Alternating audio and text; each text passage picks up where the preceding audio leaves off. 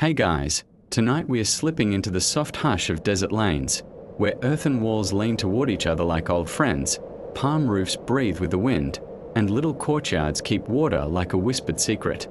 We are calling this Cozy Wander House Against Sand, Oasis Architecture, and we'll move slowly. Windcatchers and night cool air, hidden water tunnels, kitchens of shade, storm logic, and rooftops where families sleep under gentle constellations. If you love calm, unhurried history to drift off to, you're in the right place. Settle in, dim the lights, and let the dunes quiet your thoughts. And before we start, if these sleepy journeys help you relax, please take a second to subscribe. And tap the bell, so the next time we wander into quiet markets, date gardens, and moonlit parapets, your feed will tuck you in automatically. Breathe out. The palms are rustling. Let's begin. There is a narrow lane that never forgets the wind. It is not straight, because the wind is not straight. It bends with a softness that looks accidental, and for centuries that has been the point. Sun-baked walls lean slightly toward each other, their adobe shoulders creating shade that starts early and lingers late. You walk there in the hour when sand is still and the air tastes faintly of date sap, and you notice that nothing here is loud. The houses are low, almost shy. The color is the color of the earth itself. The wall under your fingertips is a patient thing, mud, straw, and memory. A plaster skim, renewed with each season, breathes in a way stone often cannot. It takes in the night's cool and gives it back during the day, a slow exchange that makes the interior rooms feel like shaded wells of air. The bricks, sun-dried and imperfect, interlock with a kindness to mistake. If one should crumble, the others accept the change. This is not an architecture of defiance, but of listening. Each house is a conversation with sand, with slope, with sun. High above, roof lines carry their own quiet mechanics. Parapets are thicker than you expect, little windbreaks that trip the dune-creeping breeze and make it drop its burden. When grains do gather, they are scooped where it's easy to lift them away, or left as shallow blankets that blunt heat before it reaches the rooms below. Palm trunks span modest distances like the ribs of a sleeping creature, and palm fronds lie close above them, their woven mats protected by a crust of clay. When rare rain comes, it arrives not as a surprise but as a guest, guided by miniature gutters that have lived with the house as long as any family has. Their small repairs a yearly ritual as ordinary as picking fruit. Inside, the courtyard is an eye of stillness. Not vast, but generous in the right way. Just wide enough to hold an arc of shade and a thin ribbon of sky. Its floor is swept smooth, and at a corner there is the useful geometry of a cistern, where droplets gather from a roof or a channel that hums beneath the town. You could sit by that water and feel your breath join the houses, slower now, deeper. A date palm leans in, not tall, more a companion than a spectacle.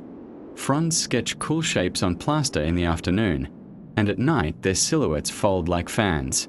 The courtyard is not a garden in the grand sense, but a promise that green will outlast noon to tee the entry threshold.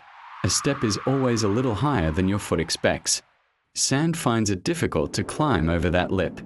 The door is thick, palm heart and tamarisk tied by iron nails hammered by the same blacksmith who sharpens the hose and mends the kettles. The latch sits comfortably in the hand, and if you look closely, you can see the marks left by decades of fingers, a polished dullness where the wood has learned the shape of welcome. When wind howls, the door's weight hums with it, but the seam stays honest. Wind is weather. Not a burglar, the lane narrows, then widens. As if taking small breaths of its own, the walls occasionally bridged by a short room, a covered passage whose shade is both a shelter and a brace. These arches, sometimes storing grain, sometimes protecting a resting place for the elderly, also pin the street against the shove of air. They make the settlement into a woven thing, each strand supporting the other. If you pause in their half-light, your ears fill with small sounds, a pestle somewhere, a goat complaining softly, water traveling through the ground as if remembering hills far away dot on the windward edge of the town. The houses turn their most silent faces outward. Few windows stare into the dunes. Openings are slit thin or lifted higher than any drifting tide of sand. The living gathers around courtyards instead, around alleys that are as much room as they are road. Facades to the desert are modest, storage shells and buttresses, shoulders to the weather rather than spectacles for it. Here, the art is in patterning brick where it can catch light as it thins, in laying a course that will shrug when grains scratch at it, in making the corner that recirculates breeze instead of inviting it to sprint through. Sometimes there is a tower, but it does not announce wealth. It announces observation. From up there one can read the wind like script. Which path today will be kind to a traveller? Which field should be watered first? Which wall expects a plaster touch? At dawn the tower is a mast for prayer and weather. At dusk it is only one more step between sky and roof and palm. Underfoot, the lane's slight tilt is intentional. Water that spills does not loiter. It finds the centre, listens for the tiny slope, heads toward a thirsty plot where reeds, onions, and alfalfa drink before sunrise. Beneath the town there may be a gallery of channels, men walking in cool shadows with oil lamps, fingers against damp stone, coaxing the slow and precious downhill sound toward cisterns. The house above is never simply a box on soil. It is a lid on the place's quiet machinery, a partner to the root and the trickle, and so the house against sand is not a fortress, not really. It is a learner. Its windows are placed like commas instead of exclamation points. Its rooms are arranged around air instead of facing a view that would only tire the eyes. The palette is borrowed from the dune because the dune forgives its own color. Inside, woven mats soften footsteps, and niches hold lamps that remember where to throw their mildest light. Doors line up only rarely, because currents of air move better when they must think a little before entering. In summer the sleeping mat climbs to the roof, where the night knows old stories. In winter it returns to a room that has banked the day's small warmth that if you were to stay, your body would soon learn the place's grammar. You would stop fighting to keep dust away from everything and start arranging things so that dust is easy to invite out again. You would learn to repair plaster the way you mend a shirt, patiently, as a seasonal conversation. You would cold your water in a clay vessel whose skin drinks just enough to feed the air the tiniest moisture. You would feel the town's edge after a storm and know where the sand will have chosen to lay down.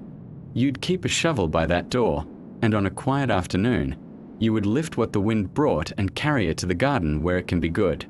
And by lantern light, with the lane hushed and the palms talking to the moon, you would know that this little architecture, humble, tuned, almost invisible to hurry, is a form of remembering how to live with a place rather than on top of it. Before the sun has made up its mind, the oasis already has a pulse.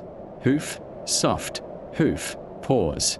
The town is not only built for people, it is tuned for animals who share its work and its weather. You can read this in the lanes, by the way plaster is spared at shin height, by the slope of a threshold, by the shallow ramp that seems decorative until a donkey's shoulder tells you it is mercy. Architecture here knows the difference between a human foot that chooses its steps and a hoof that negotiates without complaint. Donkeys keep the town's sentences short and reliable. They belong to thresholds as much as doors do. A donkey's patience is built into the curbstones, rounded so a load can ride a moment on stone rather than on tendon. Slightly higher where lanes tighten so baskets won't kiss plaster. Lower near waterspouts where a forehoof will test and lean. Listen to the cadence, the gentle tap of iron shoes that have learned not to shout, the soft cough when dust reintroduces itself. At corners, the lane widens by a handspan not for wagons. There are none, but for the angle of a donkey's burden, poles of date baskets. Clay jars and a yoke, a carpenter's untouched plank that must pass the Sabat shade without learning a new scar. Camels write longer clauses. The desert's punctuation marks moving through town with the authority of page numbers. The caravanserai gate is cut high, no loftiness, just respect for a kneeling camel's folded geometry. Inside, the paving bears the record of knees. Two shallow pads near the unloading platform where loads become ground in a slow exhale. The yard's slope is the slope of a camel's patience, just enough to encourage spills to choose the drain, never enough to take footing from a long, deliberate foot. In the lanes, camels proceed only along the broadest syllables. Those lanes carry a different shadow, fewer low awnings, greater clearance beneath sarbats. Reed screens tied higher so a beard will not gather a new story against its will. Goats are the town's commas, small, nimble, appropriately frequent. They move like water over edges the architect designed to be read by hooves. Low ledges are never quite flush with walls. A three-finger step allows a goat to place a delicate foot and avoid the sweep of a broom. Courtyard corners share a quiet treaty with goat horns. Edges are rounded where curiosity will test them. Niches set a palm higher than a smart nose. In the cool mornings, a tethered goat chooses the spot where the first strip of shade kisses the ground. By late forenoon, she has moved twice according to rules the town understands and the family pretends it invented. Surfacers admit their intentions. The lane center wears stones with a faint tooth to their faces, a texture that keeps a donkey from slipping when a jar sweats on a hot day and the water remembers downhill.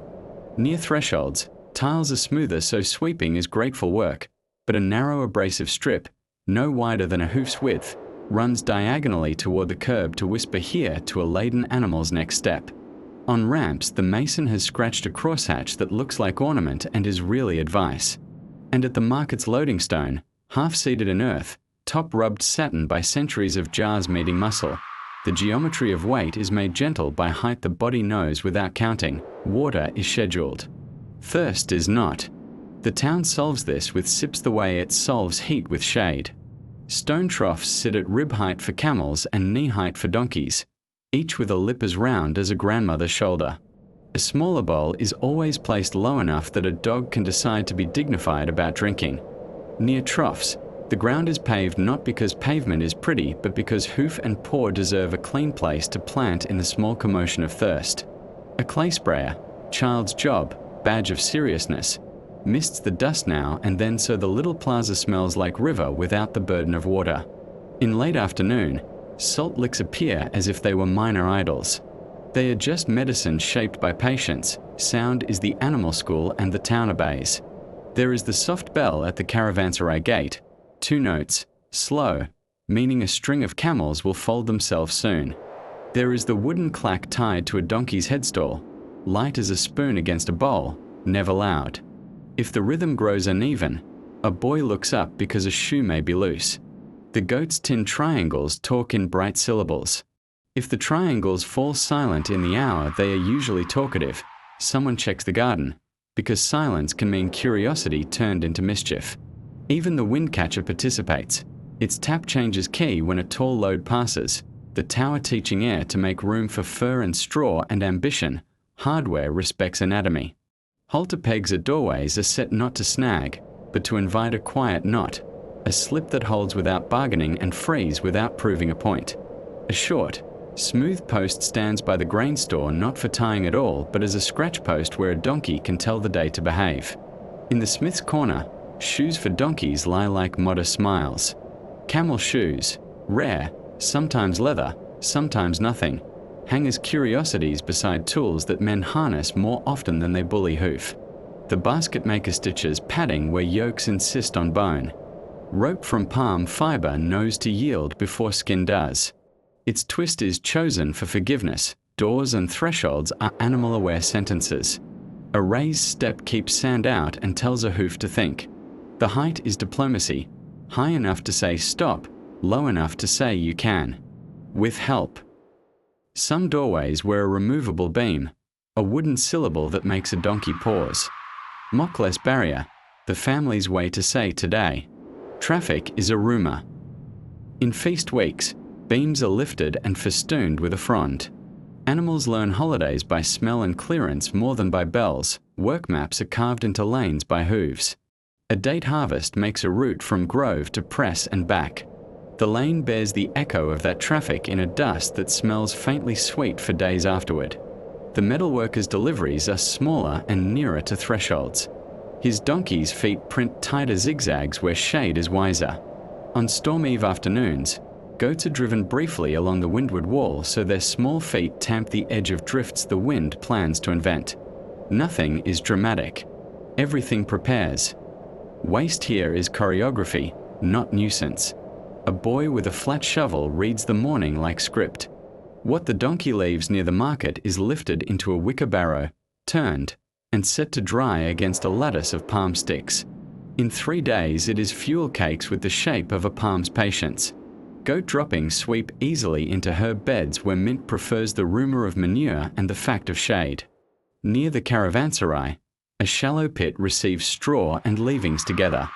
Later, the heap will walk itself into being soil with help from worms the children greet as tiny carpenters of earth. Even flies are managed as allies for an hour, lured by a sweet splash far from doors, then scolded by smoke when courtesy expires. Care is built into the map. In a covered alley cool enough to be clinic, the farrier works not on a stage but a low patch of level ground circled by stones that will find a hoof if it doubts where to rest. A tether peg is set where a camel's neck can choose a pleasant angle to argue with gravity. The veterinarian is half market woman and half gossip. She reads eyes for heat, ears for argument, breath for storms. She knows which lane holds a goat who refuses her tonics unless the mint sprig is from a north plot, and which donkey tolerates ointment only if a child sings the mortar's rhythm nearby. Children learn movement by guiding it. A small girl carries a switch not for striking but for drawing air in. Front of a donkey's nose, the line. That says here is the lane's wish today. A boy walks on the sunny side of a camel so he becomes shade for a moment. The camel accepts the company and changes nothing about his stride. At dusk, 2 children stand at opposite ends of a ramp and clap once, twice, 3 times. A goat considers the count and leaps, because the 3rd clap is the town's unspoken promise that the landing will be kind. Night teaches other gates. On roofs, sleeping families exhale while a donkey in the lane below turns on sand made new by dew. The sound is a kiss. Farther out, near the date garden, a camel folds his legs with the long exhale that makes old men smile, like a door closing slowly on a day that behaved. In a courtyard, a kid butts a low bench built from the wall. The bench does not answer with a bruise because its edge is rounded and its height is the height of friendship. The town sleeps to the metronome of animals that must wake early. Architecture promises to be ready, morning returns and the map stretches open. The narrow lane that belongs to people until breakfast becomes a livestock clause, briefly, then returns itself to errands and talk. A broom sweeps a stripe. A basket remembers the shape of eggs. The windcatcher rehearses its first gentle verb. In all of this, hooves and paws are neither guests nor servants. They are citizens whose needs were drawn into plaster, into stone, into the friendly slope of a ramp. The house against sand is also the house with animals, a place where movement is not coerced but cued, where paths take the shape of kindness, and where work, 4-footed or 2-dash, learns to be quiet and long-lived. An oasis house is part clay, part time, and part tree. The date palm stands at the center of this arithmetic, not only as fruit bearer but as the quiet carpenter whose body is taken apart and rearranged into shelter.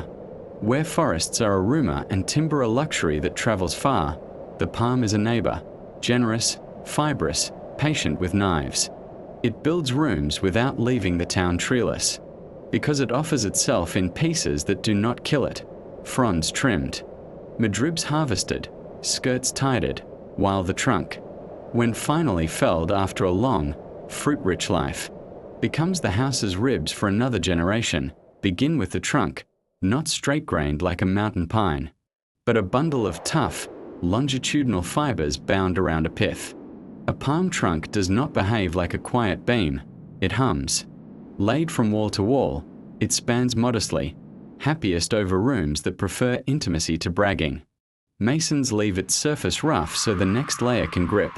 The ridged bark catches reed mats and the combed lines of frond weave the way a loom accepts warp. When the trunk is new, it carries a faint, sweet smell of date sugar and dust, a fragrance that tells you roofs can be kind, as long as people are. Over years, the trunk dries into certainty. It complains in small creaks the night after a storm and then settles, like an elder who stretches before rising. Across those ribs go the madribs, those strong spines that once ran the length of leaves. Split and dressed with a knife that knows where to find softness in stubborn fiber, they become battens, arched lattice, ladder rungs, shelf edges, and the bones of screens. The madrib is the carpenter's line that doesn't require a sawmill.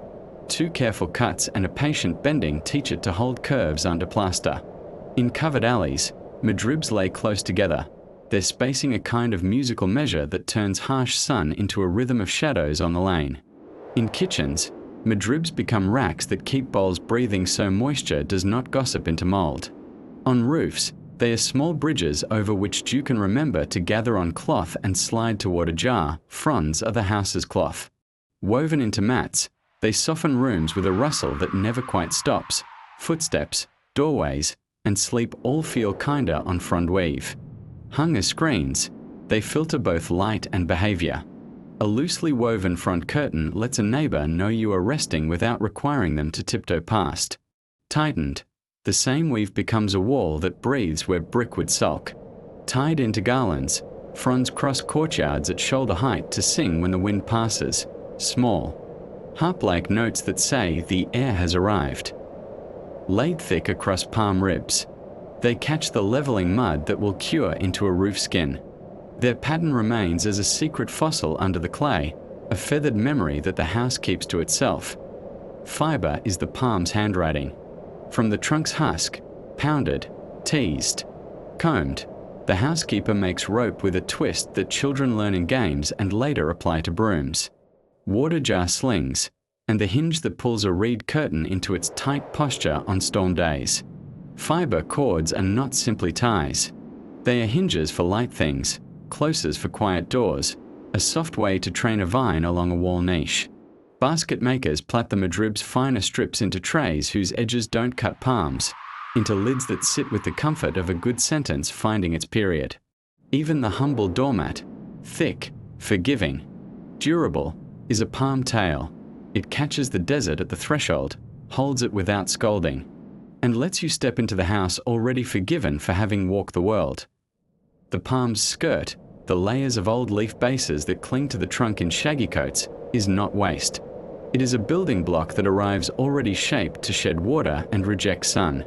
Packed into low walls as a light infill, those bases add thickness without weight. Pegged into a sarbat's underside, they become textured ceilings that trap the last of the night's cool. A clever mason will tuck them above a door head, behind plaster, to act as a tiny spring against the tremors and settle of years, forgiving the wall's habit of remembering storms. Fuel, too, comes from the palm's quiet margins. Date pits, those glossy seeds, shy yachts in a Gulliver stew, are dried and mixed with twig. They burn hot, precise, and polite, perfect for kettles and for the tanneresque clean, sustained glow. Frond madrib off-cut smoulder into a smoke that tastes like patient sweetness. Fish meet it gladly, as do flatbreads that enjoy a whispered char. Dung cakes, laid against a lattice of palm sticks to dry. Join the fuel chorus, another rhythm the palm conducts by offering structure for what would otherwise drift. The palm shades the house long before its parts become architecture. A row of trees placed to the windward edge of a quarter is a living wall that breaks the desert stride. Their fronds comb gusts into curls that the town knows how to catch with reed screens and parapets.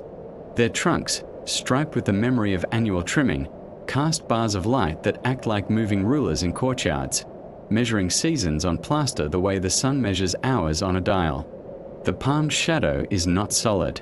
It is embroidery. Rooms learn to count its threads. Harvest time turns the town into an elevated city of work. Ladders lean at companionable angles. A climber belts himself to a trunk with a loop of rope and steps by memory more than sight, toes finding old notches where leaf bases once clasped. Up in the green, a cool the ground forgets. Hands decide which strands of fruit are ready. Amber, soft enough to dent under a fingernail. Brown, with a blush that says today. Down below, the courtyard arranges itself into the palm's temporary workshop. Mats receive dates in thin layers, never thick enough to heat themselves in jealous piles. Screens tilt to herd sun without scolding. The tanner naps, outperformed by the days-long kill overhead. Children become wind, moving trays, turning fruit, learning by touch when skin slides and sugar concentrates.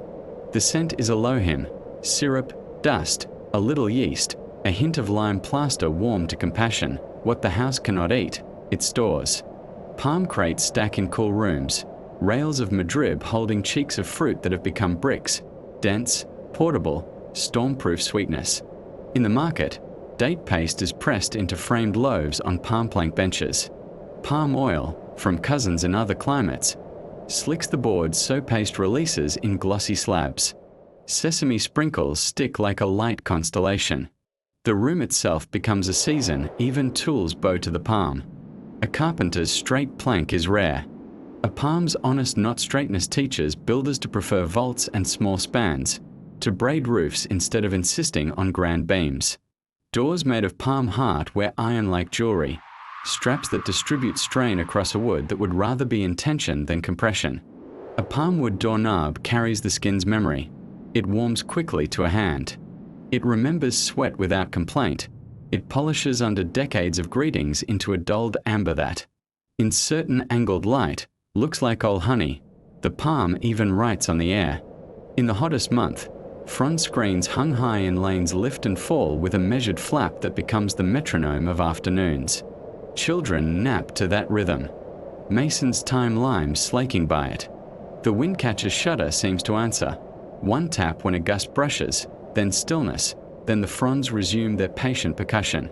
The town, without saying so, aligns its breath to the palm. When a great palm finally leans toward its last season, there is ceremony without mournfulness. A strip of indigo cloth is knotted near its crown, the lane's quiet sash that says, respect. Trimming slows. Birds finish their nests. Then the trunk comes down in sections, each cut a paragraph break. Pieces are lifted like dignitaries over thresholds, and a roof somewhere gains a span it has anticipated for months. Fronds are divided, some for baskets, some for fuel, some for a feast's garlands, some for a grieving house's softened door. Nothing is waste. Everything is an afterlife. Did I end this way? An oasis is not simply houses with palms near them. It is palm turned into house, and house turned into a palm's memory. The tree that drinks blind water becomes shade you can fold, rope you can trust, a roof that sighs at the right moments, a tray that keeps bread from sweating its courage away. The palm's gift is not just material, it is method. It teaches the town to build like a tree grows, layer by layer, useful at every stage, patient with repair, elegant without pretending to be stone. In a land where the sun is a strong speaker, ornament is the art of teaching light to whisper. The Oasis house does not dress itself in jewels. It edits glare into pattern, heat into shade, and plainness into a kind of calm precision. Decoration here is never idle. It is a tool that looks like a poem. Begin with plaster, the house's skin and its softest instrument. When fresh lime loses its brightness and turns to the color of quiet bone, the mason returns with a wooden float and a comb. He scores shallow bands at the base of a wall, chevrons, herringbones, tiny braided waves. These are not there to astonish. They are there to catch shadow in the worst hour.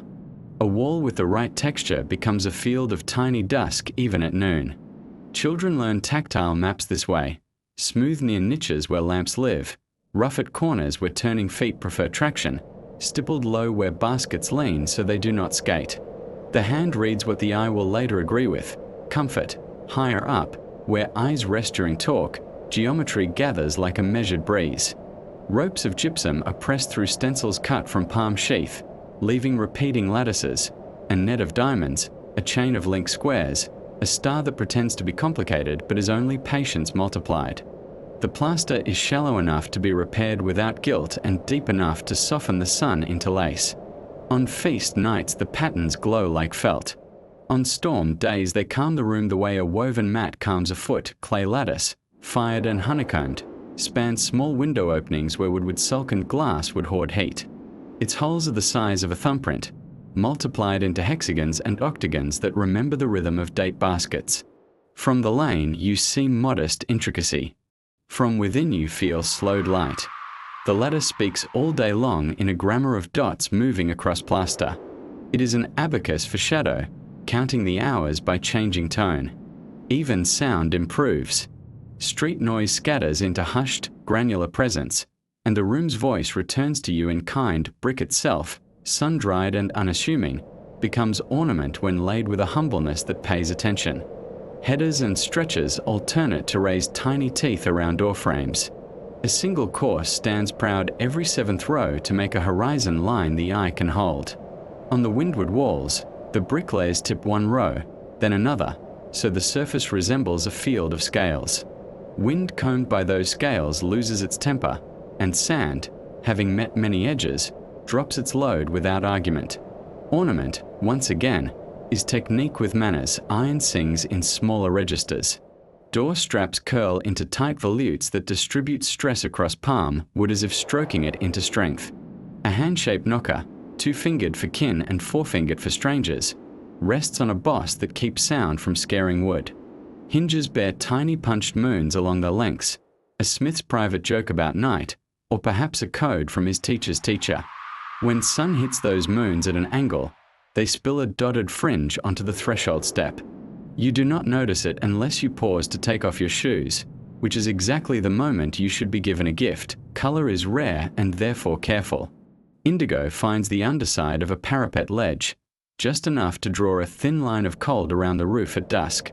Saffron dusted into a shallow groove around a niche warms the wall without boasting. A door, turquoise and full of years, remembers river more than sky. These colors do strategic work. Indigo cools the eye's pulse. Saffron turns shadow golden. Turquoise promises water even when you know the jar is nearly empty. Ornament here is medicine dosed by memory. Calligraphy and symbols travel softly through rooms. A blessing pressed into wet plaster above a lintel is shallow enough that a yearly skim will hide it from casual view and deep enough that, if the family wants, a coin's rubbing can recover it whenever a hard month asks for courage. A tiny 5-point star is scratched inside the doorframe where only the palm that closes the house will feel it. A palm fiber tassel hangs from a windcatcher rope. Not counted not to bind fate, but to remember a season, the year of the long fish, the spring of 2 rains. Meaning sits in corners and does not interrupt. Courtyards wear ornament like a breeze. The oculus that drops a coin of light into a covered alley wears a thin lip of gypsum scallops. That lip turns harsh noon into honey. The water jar niche earns a shallow shell fan above it, a fossil of the sea the town hasn't seen for generations, repeated from stories and from the way hands still love to draw curves. Tile, when it appears at all, appears where water insists, a runnel face, a basin rim, a stair's first step. Glazes aren't jewel bright. They are the colors of cooled tea, ash after rain, minted copper after years of pockets. You notice them when you rinse your wrists, exactly when noticing is most welcome. Order lives beneath ornament and makes it honest. Proportions are remembered by bodies. The height at which a shelf does not bang a hip, the width of a bench that allows 2 to sit and 1 to pass, the thickness of a parapet that makes a forehead forget worry. The rule of handspans is more rigorous than any scroll. 5 across for a shelf, 7 for a sill, 9 for the hearth mouth. When ornament obeys these proportions, it disappears into the feeling of rightness. When it disobeys, even a child frowns. The town's best makers are praised not for invention but for restraint that still feels generous. Shadow is the master decorator. A Sabat's underside is ribbed with madribs set a thumb apart. In morning they cast a zebra of grey, at noon a velvet bar, at dusk a soft music of stripes that teach the lane to lower its voice. A reed curtain with a courser weave throws a bolder pattern when conversation wants to grow lively. A finer weave is lowered when a baby must sleep. The house has dimmers made of fibers and sun. You can tune a wall the way you tune a string, even scent plays its part. Ornament that cannot be seen can be smelled. Lime that still whispers citrus the day after burnish. Date syrup dried at the jar mouth into a perfume of old sweetness. Wet clay's cool that announces the path from kitchen to herb square by nose alone. These perfumes are the town's invisible patterns, guiding feet, softening tempers, telling stories about work completed and water carried. The body follows them without consulting the head. Finally, there is the ornament of repair, the most beautiful because it is honest. A hairline mended with a delicate crescent of new plaster glows a shade lighter for a week, a small moon on a wall. A jar lip trimmed back to round after a chip sings a higher note than its siblings. It pours tea like a soprano. A screen patched with a different palm's madribs keeps its scar visible through 2 seasons, then forgets it. These marks are the town's quiet script of resilience. We fix, we do not replace. We remember, we do not brood. So the Oasis house, seen quickly, looks plain. Seen slowly, it is dense with consideration. Geometry calms light. Texture catches cool. Iron tells time in dots. Color persuades thirst to be patient. Repair writes the year's diary in shallow gloss. Ornament here is not an argument with the desert. It is a conversation with it, spoken in the language of shade. Travelers arrive like moving punctuation, commas of camels, semicolons of donkeys, a long dash of people on foot, and the town adjusts its sentence to include them. In lands where water hides and distances wear down certainty, hospitality is not decoration. It is infrastructure. The Oasis has 2 kinds of welcome: the public, welcome of the caravanserai, and the private, welcome of houses that know how to temporarily grow without a single new brick. The caravanserai stands at the edge where the town's grammar meets the desert's. From afar it looks like a small, well-behaved fort, but up close it behaves more like a courtyard that learned to be generous. A single high doorway leads to a broad enclosure paved in packed earth, with a band of stables tucked under deep shade along 3 sides. Stone troughs sit where their rims can be reached by both a thirsty camel and a tired child. The trough lip is rounded by centuries of muzzles, a history too soft for writing. Above the stables, low rooms keep the night cool in their bones. Traders sleep there with their goods within earshot of animals who know how to complain on cue. Architecture here is a choreography of arrivals. The gate mouth is wide enough for a loaded camel to bow and enter with dignity, but not so wide that the wind can sprint through. Just inside, the ground slopes a finger's width toward a shallow gutter that leads to a settlement pit where spills and washwater can think about their next career as dust again. Niches the size of lanterns pepper the inward walls. A caretaker makes a slow round at dusk, setting small lights that turn the yard into a map of calm stars. A raised platform along one side is for unloading: bags of frankincense, indigo cloth, barley sacks. A shy box of mirrors that must be kept clear of fingers and sun. The caravanserai's rooms are exact without being fussy. Thick doors with quiet latches, a recessed shelf that is not quite a bed and not quite a bench. A small square window high enough to borrow sky and low enough to be reachable by a careful hand standing on a rolled blanket. Floors are slightly gritty, on purpose. That texture teaches feet to behave and keeps sleep from forgetting where it is. A corner basin fed by the town's scheduled thread of water announces generosity by minutes rather than gallons. At the roofline, short chimneys speak the language of breath rather than smoke, little stacks that carry stale air up and invite new air down, teaching the room the town's rhythm overnight. But most guests do not end their day at the caravanserai. A neighbor appears, and then another, and the tired find themselves adopted by houses that have practiced expansion like a street performed shade, together. When a traveler steps across a threshold, the house lengthens.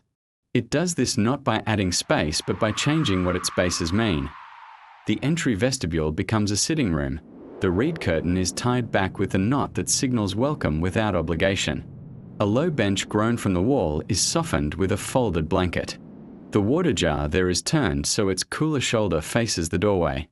The courtyard changes from family calendar to guest stage. Palm fiber garlands are not hung. That would be theatre, but 2 lamps in opposing niches are turned outward to signal a wider circle of conversation. The summer room, usually the most private, becomes a guest chamber for those who must sleep closest to the earth's cool. Beds are not dragged in so much as revealed. Rolled mats, folded quilts, a pillow stored in the niche that pretends to be a shelf the rest of the year. Hospitality has a geometry of fairness. A guest's sleeping mat is laid at a respectful diagonal to the family's. Head toward the windcatcher so that the house itself can offer courtesy.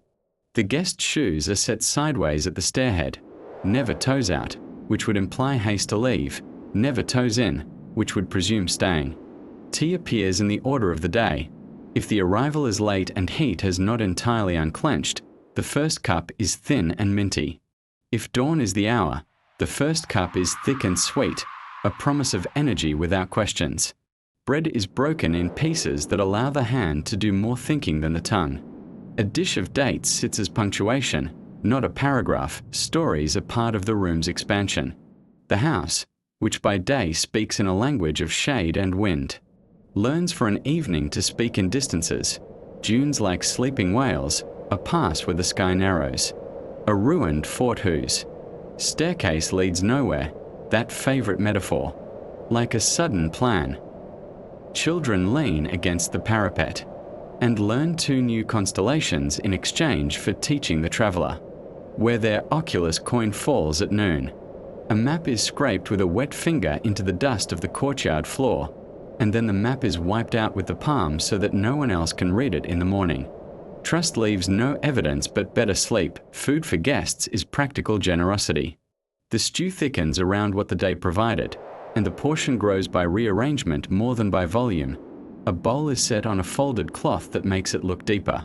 Bread is torn smaller so the fingers think longer. If the market had a fish morning, a single fish is treated like a chorus. Fried collar for the elder, stewed tail for the youngest. A spoon of the pan's memory for the traveller who needs the taste of far water to feel at home nowhere in particular. Nobody apologizes for plainness. Plainness travels well. Not all hospitality is indoors. Rooftops at night become a social in the town shares. If the caravanserai is full or the travellers ripple wider than expected, mats creep over parapets like quiet boats and tie up beside neighbours. A kettle goes roof to roof. A bowl of dates passes like a moon. There is a code. Stories get smaller as they move outward. Secrets travel inward and stop at the stairhead. A stranger given the lee corner understands without being told that he is between wind and family, and that this is an honour. Guests bring news, which architecture helps curate. At the market, the lime ledger receives a small note scratched in a corner. No names. Only a line that says East Road calm or West Dunes moving. The prayer room shelf gets a folded scrap. A direction tied in cloth code. 2 knots for west, 1 for north. The strip of fabric dyed with onion skin because it was a hand. The caretaker of the caravanserai aligns water jars at the gate to match the road that most recently delivered travellers. Small signals ripple through the rooms like a breeze that was not invited but decided to be polite. Some guests stay longer than a night. A sick camel refuses to be convinced of health. A wheel wants the carpenter's patience. A woman is travelling heavy with a child who has chosen this town for its first sky. Then the house does a different kind of enlargement. It splits time. Morning becomes the guest's hour. The courtyard is theirs to amble in short arcs while the family attends to the market and fields. Afternoon returns to the household's chores. The guest naps in the summer room while the loom sings softly, a respectful distance away. Evenings braid again. This is expansion by alternating, a schedule that allows 2 lives to fit inside 1 set of walls without rubbing. Payment is rarely a purse. A traveller mends the Sarbat's reed screen with a knot from his own town that resists a particular wind. A woman shows a new way to edge a mat so that the corners don't curl when the dust storms rehearse. A man draws a small improvement to the caravanserai's gutter so that spills find the pit more elegantly. The house receives these as gifts and returns its own. A better angle for the windcatcher shutter a day's journey north. A recipe for date pit coffee a week's journey south. Hospitality in the Oasis is a trading of durable ideas dressed as favours. When travellers leave, the house shrinks gently back to itself. Mats are rolled. The reed curtain returns to its usual knot. The water jar is turned to face the wall, the cool saved for family wrists. Children sweep away the dust map and, because they are children, keep 1 small curl of the line under a basket as a secret. The gate of the caravanserai swings and tastes the air it will taste again tonight. The lane exhales and returns to its local grammar. Brooms, baskets, a hinge that knows exactly when to complain, yet a trace remains. A new knot in the screen, a peg added to the windcatcher rope, a word learned for a star that looked different over another town. These are the souvenirs of hospitality. The house is minutely changed. a little more plural. And the traveller, walking out into the page of sand again, carries with him a story in his ribs, a courtyard that stretched without growing, lamps turned outward, bread that smelled of patience, a door that widened just enough for sleep to enter. Days in the oasis are practical. Nights are where meanings thicken. Architecture, which by day manages shade and water, becomes after sunset a keeper of what the town believes about itself. Rituals are not grandiose processions but soft edits to ordinary rooms. A lamp turned a certain way, a reed curtain tied with a different knot, a threshold cleared down to the bone of plaster so footsteps can be read like a line of poetry. The house, having learned the weather, now learns the heart. The weekly market morning begins before light with a cleanliness that is almost liturgical. Lanes are swept not only for dust but for sentence. Corners are squared, the soft V at each threshold redrawn with a wetted palm so that arrivals feel legible. The lime-scratch ledger on the market wall receives a fresh face, troweled smooth and burnished until it reflects a little of the sky. A low bell is tied beneath a porch beam at the lane's mouth. Its voice will count arrivals the way a metronome counts breath. None of this is necessary to barter dates for millet or a hinge for a rope, and yet all of it is needed if a town wishes to remember that trade is more than swapping objects. Architecture here says, we are ready to behave. Feast nights teach the house to open itself like a book. The courtyard, already the family's calendar of shade and light, becomes a table-wide word. Niches wake with small flames.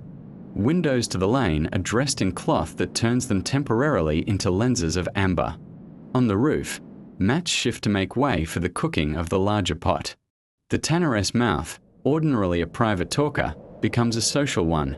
Flatbreads appear like moons and travel hand-to-hand across the lane, each still exhaling a little heat that smells of grain and good argument. Women tie palm fiber garlands across the court at shoulder height. When the wind passes, it plucks the garland softly, and for one night the house has a stringed instrument. Feast etiquette is spatial as much as culinary. Dishes are set along a temperature path as if the courtyard were a compass. Stews in the mild east where the windcatchers' gift won't cool them too fast. Sweets in the north where a wall has just released the last memory of the day's heat. Water and mint in the lane's borrowed shade so that a passerby may drink without entering the family's rooms. Men and women drift in braided currents according to custom and cousinship. At thresholds, the talk thins to a respectful thread, then thickens again just beyond, where the lane knows how to be both inside and out. Children, that night-guaranteed later hours, play the Oculus game, keeping their toes inside the coin of light that falls through a covered alley's round hole, until the coin disappears and the game becomes memory. Morning has a different architecture. Subtraction, slowed. The day a death is announced, door curtains change not. A white ribbon appears under the latch, and the broom across the threshold lies perfectly horizontal, the lane's way of asking for quiet feet. Inside, shelves clear their most reflective bowls. Shine is turned toward the wall. The windcatcher breathes, but panels are set so the air's speech is lower, like a voice in a library. Neighbors arrive singly, stopping on the raised threshold step to remove shoes and say a small sentence that does not need reply. The house receives them in the entry vestibule, the room of small transitions, because grief lives best where in and out can watch each other without insistence. The morning procession's path is drawn by the town itself. It avoids the market stage lane and chooses instead the stripe that knows how to hold silence, the one under the sabbat with the oldest cool. Children are lifted to parapets so their eyes can learn the shape of respect, a line neither hurried nor theatrical, hands that do not clutch, pauses where corners widen. The prayer room's doorway faces a wall so that eyes have something humble to rest on before they bow. When the family returns, the corridor of neighbors has become a place of practical kindness. A jug stands at knee height. A low bench holds bread already torn. A reed screen is angled to guard the entry from the well-meaning bustle of cousins arriving to help. The house, like a chest, closes halfway and breathes differently for a few days. Memory sets like plaster, thin coats, smoothed often, strong because laid with patience. Pilgrimage days are the opposite tilt, expansion without noise. On the morning, a small group leaves for a far shrine. Thresholds decorate themselves with direction rather than color. A strip of fabric tied on the west corner of a door says, "The travelers will return at last light. Tie yours east. May we meet you in the morning." Neighbors escort them only to the lane mouth, because the lane is the town's last sentence. Beyond it, the desert begins its long grammar. A date press offers half bricks wrapped in leaves. The metalworker's wife ties a spare peg to a traveler's sash because windcatchers stand in unknown towns, too, and shutters sometimes ask for help. The market bell taps once, not to mark commerce but to keep a beat in the air that travelers can carry with them. Home's meter. There are small rites for beginnings as well. When a couple marries, the house itself acquires a new seam. On the roof, a thin ribbon of lime is drawn from the old sleeping corner to the windcatcher's parapet, a sign that breath will now be shared differently. In the kitchen, the tanneress inside curve is burnished again with a flat stone. Grandmothers call this teaching the oven a new name. The first bread is baked small and eaten standing at the threshold with neighbors. Children smash the last heel into crumbs and feed birds from the parapet so luck can learn to fly in and out without losing its way. Later, the couple adds one more peg to the tower's shutter rope so adjustments can be made with one hand while the other holds a baby. Architecture remembers by wearing traces the town agrees not to erase. The lime scratch ledger keeps a diagonal scar from an old season when water ran shorter than promise. It is left visible on purpose, a reminder that generosity must be scheduled as carefully as ours. A Sabart's underside bears a faint soot kiss from the night a storyteller's lamp burned a little too brave. Each time people walk under it, they feel the urge to speak in lower voices, as if honoring both story and caution. A courtyard wall holds a child's height mark scratched with a nail, always on the north wall where light is kindest to eyes, and when that child leaves to work in a city beyond dunes. The family rubs lime gently over the marks so they are not a billboard for sadness. The lines remain, only shyer, as all good memories eventually become. Even craft has its ceremonies. The mason's first burnish of the season is done not on a house but on the market's ledger square. He wants the town's account keeping to be as smooth as anyone's niche. The potter's kill receives 3 tiny mismatched bowls at the back of the chamber whenever a new batch of jars is fired. These are witnesses, offered to the market women who will test them with salt and oil to see how they drink. The basket maker's first tray after the dust wins is never sold. He hangs it for a week above his door so wind can teach it patience before it bears fruit again. Work here believes that usefulness becomes grace when done in rhythm. Night prayers fold the town the way a palm closes, slowly, with a sound like silk. Lanes dim, not by decree but by habit. Wall lamps are turned inward. Doorways glow like warm punctuation marks. On roofs, mats are arranged with the same modesty as speech at a neighbor's threshold. If wind tells a sharper story, shutters find their second position, the rope pegged one hole tighter. The windcatcher makes a single wooden click after moonrise. There is always one click, and someone smiles in their sleep because the house has cleared its throat and is ready to sing a softer verse. In each of these moments, architecture is not a backdrop. It is the instrument the town plays to remember how to be together, how to rejoice without glare, to mourn without collapse, to send and receive without spectacle, to work without forgetting that work is also a way of saying thanks. The house against sand learns the same lesson as the date palm. Bend on time, hold what matters, and let the rest fall quietly back to earth. In the Oasis, schooling is not confined to rooms with benches and a slate. It spills into courtyards that smell of lime and date sugar, into lanes where shade is the chalk and time is the blackboard.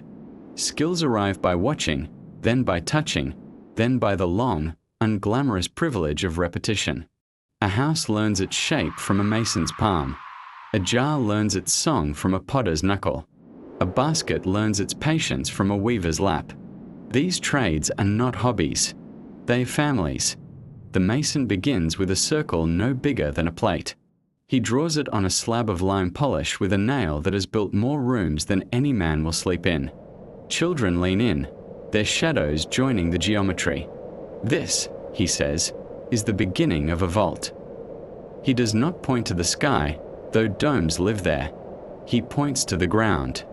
He places 3 small stones on the circle's rim and, with a bit of broken brick, teaches an idea of thrust and counterthrust that the body will remember even if the mind forgets words. A nephew is allowed to set the 4th stone. It slips. It always slips. The mason nods, grins with the side of his face that has seen cracks close, and pinches a finger of wet earth under the stone. The circle becomes a sentence. Nearby, the burnishing stone is passed to a child whose hand is still soft. The stone is flat, river smooth from a time before this desert, and the boy learns to move it in ovals, not straight lines, because ovals persuade where straight lines command. Plaster gleams slightly, the way a calm thought gleams behind someone's eyes. The boy's wrist learns a rhythm older than language. Press, release, breathe, and that rhythm will return to him decades later when he soothes the hairline on his own courtyard after a hard season. The tool has taught 2 lessons at once: how to shine a wall and how to calm a day. Across the lane, the potter is conducting a lesson in listening. A wheel turns, not fast, never fast, and a cylinder rises. The potter knocks the wet clay with a knuckle. Children hear a dull sound. The potter hears thickness. He calls it voice. He opens his fist so a girl can place her hand against the clay just where the wall should thin. Her fingers are shown the safe distance between too little and too much. On a shelf, 3 tiny bowls, the witnesses, wait for the next firing. Their rims uneven, their shapes a little comic. They are made to learn the kill's temperament that day, whether the new stack of thorn fuel runs hotter, whether yesterday's wind left a whisper in the flue. After the firing, the market women will fill them with oil, salt, and water to see how they drink, and the potter will adjust his next batch not by opinion but by witness.in the basket maker's courtyard. Craft begins before fingers touch fibers. Children are sent to fetch madribs from the floor under the date palms. They are told to choose the quiet ones, neither green, too stubborn, nor brittle, too sad. Back at the threshold, a grandmother slides a thumbnail along the rib until it sings. If the note is low and steady, the rib is ready. Knots are taught on a reed curtain string, not on an expensive coil of palm fiber. Practice on what forgives you, she says, so that when you forget a step, the material does not shout. The first trays are allowed to be lopsided. The first gift of craft is permission to make something that works before it is beautiful. Beauty is the second gift and comes from usefulness told many times. Metalwork lessons smell of charcoal and lemon oil. The smith's apprentice learns the weight of the hammer long before he learns the shapes it can suggest. He begins by striking the heel of the anvil in time with the bellows, so his body memorized the workshop's pulse. Push, breathe, strike, lift. The first hinge he makes is puny and proud. It will be hung on a chicken coop, where a bird will test it without malice. Only after failures are left where they can do no harm does the apprentice bend strap for a real door, and even then the master touches the strap with a finger and asks it a question only iron understands. Listen, he says. Iron answers slowly. Apprentices discover that slowly is another way to say correctly, for longer. The market is a school that forgets to pretend it is school. At the lime scratch ledger wall, a girl is given the trowel. She expects the grown man who can read to smooth the square, but he steps aside with a half bow. Her first pass leaves ridges. The second picks them up. The third leaves a luster like morning water. She smiles, and the ledger, today empty, already holds a memory. Down the lane, a boy counts out sesame by the cupped hand measure taught by his aunt. Fill, shake level with the flat side of the other hand, then tip the handful into paper folded by a secret geometry. He miscounts, is teased without cruelty, and learns what the paper can hold without splitting. Bags, says the aunt, and with that one word teaches both capacity and kindness. Water shares are taught like poetry. A teenager stands by the spout with a reed stopper and a gourd, her mother behind her counting the slow seconds of a family's minute. A neighbor's baby cries. The teenager hesitates, looks to her mother, receives a nod, and tips the last of their minute into the neighbor's jar. Someone down the lane scratches a small diagonal on the ledger square that means returned later. No one says interest or debt. The lesson is that water runs truest through promises, and a town that schedules generosity can survive arithmetic. Rituals of correction are as tender as rituals of celebration. When a child chips a pot lip, the potter does not scold in front of the kill. He carries the pot to the shadow at the wall where sound is gentler. He traces the chip with a wet finger and says, "Do you hear the new note?" The child listens. It is higher, sharper, less generous. "We will make a friend for this pot," he says, "one whose note is soft where this one is bright." The chipped piece becomes the salt bowl. The soft one becomes the water bowl. The lesson is not waste. It is reassigning. The windcatcher has its own apprenticeship. A boy climbs a ladder with his uncle and stares into the tower's mouth. "What do you hear?" asks the uncle. The boy says, "Wind." The uncle waits. The boy listens harder and hears two winds, one from the north that tastes like stone, one from the east that tastes like palm. He learns to set the shutter so the stone wind cools the summer room and the palm wind brushes the jars.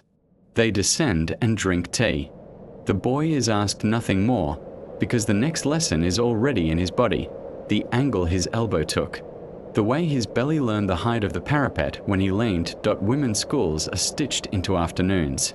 Under a reed awning, a loom sings its low, steady zipper. A girl's first warp is loose and scolds by sagging. An aunt shows how to pluck it like a harp so it tightens in tune with the day's heat. Indigo-dyed thread is never allowed to dry in noon. A lesson is taught by walking the girl to the courtyard's ledge and showing where the morning stripe of sun ends in midsummer. "Here," she says, "not there." The cloth will thank her in winter when its blue still looks like river rather than bruise. The loom room keeps more secrets than recipes ever will. Marriages, births, the gentle politics of lanes, woven into weft with no need for paper, tools carry biographies. The carpenter's straightest plank, scarred by the curve of 100 thresholds, is lent with a ritual. The borrower runs a cloth along its length and names the last 3 doors it helped make.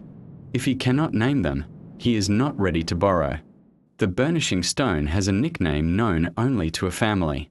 The kill's best spot is called the quiet chair, and apprentices are told to put their most honest jars there. The pestle in the market's mortar has a nib worn by 100 wrists.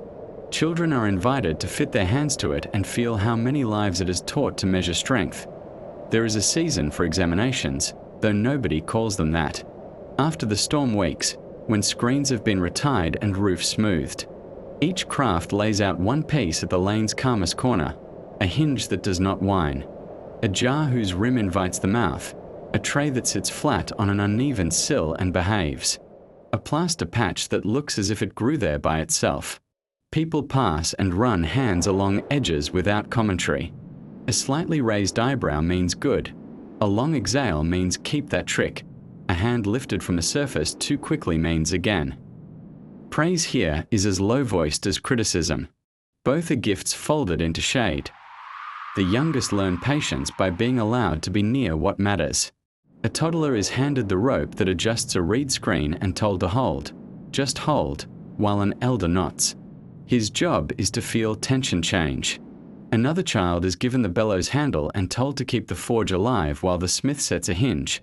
7 slow pushes, then wait, then 7 more. She learns that flame responds to attention, not to hurry. A third child is sent with mint in a damp cloth to 3 rooftops. He returns having learned which parapet gives wind a kinder edge and which stairs prefer left foot first. The market closes at school each day in the same way, by small returns. The trowel goes back to the ledger wall niche, blade wiped and edge turned toward the plaster so it doesn't gossip. The reed mat hung in shade for the storyteller is rolled and tied with a knot a little boy can untie tomorrow without help. The potter leans 3 witness bowls upside down on the kill's lip, a sign to the night air that today's lesson will be read in the morning. The basket maker hangs a lopsided tray above his door, and nobody laughs. The tray will be perfect by the season's end because Elaine knows how to teach without showing off. Storms in the Oasis are not surprises so much as rehearsals that the town performs a few times each year. You feel them first in the way the light pales. Not a cloud pail, but a sand pail, as if the world were wrapped in unspun cloth. Palms stiffen one frond at a time, the way a cat lifts one ear before the other. On parapets, forgotten grains begin a slow, coordinated crawl, and in covered alleys the air gains a chalky taste that tightens the mouth. The town reads these as lines from an old script. Nobody hurries, yet everything leans toward readiness to tee the lane mouth. A soft bell is hung from a porch beam. Nothing dramatic, just 3 beats, then 3 again, a rhythm everyone recognizes. Doors reply with their own adjustments. Upper latches are set. Reed curtains are tied in their tight posture with a pair of cross knots. A rope near the hinge side is looped around a peg to keep the curtain from learning to fly. Across a sabat, the room that bridges over a narrow lane, someone lowers a reed screen that turns the passage into a wind sieve. Shade cloths slacken so gusts can pass, not yank. The market quarter pulls its awnings lower, stealing leverage from the wind's fingers the way a sailor reefs a sail. Inside houses, storm logic begins at the tops and ends at the bottoms. Children climb to the roof with 1 broom between them. 2 brooms invite argument. 1 creates choreography. They push the first small drifts toward the corner where sacks already wait. Those sacks will grow heavy on parapet corners and door feet, proof that the town prefers sand to work for it. A father checks the windcatcher. The tower's mouths are narrowed with a panel set at a forgiving angle, not slammed shut. The tower must still breathe. A house that holds its breath too long grows clumsy. In the coolest room, jars are turned to finger's width so their sweating faces won't invite grit to cake in the same pattern for days after dye in the lanes. Braiding grows purposeful. Neighbors sweep not door by door but stripe by stripe, for brooms abreast, pushing the first combed drift toward pre-chosen sumps, low spots that will later be harvested as soil for date basins. A boy fetches pegs for a woman who cannot climb, and she strengthens a reed screen's weak knot with a quick, practiced twist. Over the windward wall of a block, buttresses are eyed for hairlines. A mason, passing with slurry and a wide trowel, stitches a thin crescent of repair even before a crack has decided what it wants to be. Payment is a nod. The ledger for these things is kept in shade and returned in kind. Gardeners read the storm by smells. When the dust tastes of old salt, they know to close the small sluice to the onion beds. Salt loves low places. When it smells like powdered shell, they leave a thin trickle running so damp can help the garden skin hold itself down. Palm skirts, those dry, layered coats around the trunks, are tied tighter, both to save fruit and to make less trouble for roofs. Young basins around new trees are ridged a finger higher, an extra lip against migrating grit. The storm is not an enemy to be beaten. It is a guest to be seated where it will cause the least mischief and might even leave a gift. Signals multiply but never shout. A broom laid diagonally across a doorstep, already the sign for we are out or come soft, tilt steeper. Now it means, we are at the roof. Borrow what you need. A white ribbon tucked under a latch tells the lane an elder sleeps. Those sweeping past silently and add 1 more knot to the door's reed curtain on their way. In a covered alley, a little oculus, usually a coin of light for play, becomes a relief valve. Hot gusts find that hole and leave with less complaint. Children are sent to watch where the circle of light falls. If it slides quicker than usual, they know the wind has altered and run home to tell shutters to change their angle. When the gusts arrive, the town shrinks its spans and thickens its edges. People sit in the lee of internal walls. Rooms that usually look through screens into courtyards now hang a damp cloth for an hour, not to cool but to teach the breeze civility when it sneaks in. The tanner oven is banked with its mouth capped by the lid that was made for such days. Embers sleep like a held thought. The small floor channel that gathers kitchen rinse is temporarily stopped with a wet water fibre, a preventer against sand deciding to explore the house by water's paths. The grain store's low door is latched at 2 points, and a woven mat is jammed between door and threshold to ask the wind to tell its story elsewhere. Noise comes with the storm, but houses edit it. Thick plaster turns the outside's hiss into an inside's hush. The windcatcher's shutter speaks occasionally, a polite tap, when gusts shift, and those taps are both clock and compass. The metalworker, who has known storms as long as he has known hinges, listens from his threshold. If the taps lose their double rhythm and become a single impatient knock, he knows a particular street will begin to collect sand. And he sends 2 boys with brooms to shepherd the drift toward the storm's known pocket that if rain joins the dust, rare but remembered, the roof's small spouts wake. They spit politely into the lane where a strip has been kept clear, and the lane guides the water toward a sump that drinks only in such weather. Roof workers stand back and watch for a breath. If a spout drools rather than pours, they know it is clutching sand on the lip. A reed twig clears it, and the water remembers to be thin again. The phones of this town are eyes and hands and little wooden knocks. The network does not drop. When the sky's color returns from linen to stone, the storm's second act begins, recovery. Children know the first task by heart: open the floor channels. A small plug is lifted. A clear thread explores the lane, and wherever it pauses, that's where sand has made a new plan. Those spots are marked with a toe and revisited with brooms that don't scold, only persuade. Roof sacks are emptied where gardens have asked for their annual pinch of grit, a light top dressing in basins where dates will benefit in 2 months' time. Ladders appear under parapets so hands can smooth the roof skin again, teaching it the old slope that keeps the next rain honest. Inside, ash in the hearth is scored with the back of the spoon before the fire is reawakened. This habit isn't superstition. The score makes ash remember where to open so smoke won't sulk. Jars are wiped carefully where a rim may have caught a ring of settling dust. A damp cloth moves slowly, because haste turns grit into sandpaper. The windcatcher panels are opened 1 finger at a time, listening. Houses do not return to normal in a single gesture. They exhale gradually, like people after a long thought. Walls receive attention last and longest. Plaster is red like a face. Fine lines near a door, expected, easy to soothe, receive a slurry that smells of lime and yesterday's patience. A bruise where a basket bumped in the gust is rubbed until it blends back into skin. Burnishing stones find their home in palms and move with strokes learned on the laps of elders. Children stand on low stools to mend the bottom half while the old fix the top. And in this simple arrangement, the house heals the family and the family heals the house that I am the market quarter. Repairs look like favors pretending to be business.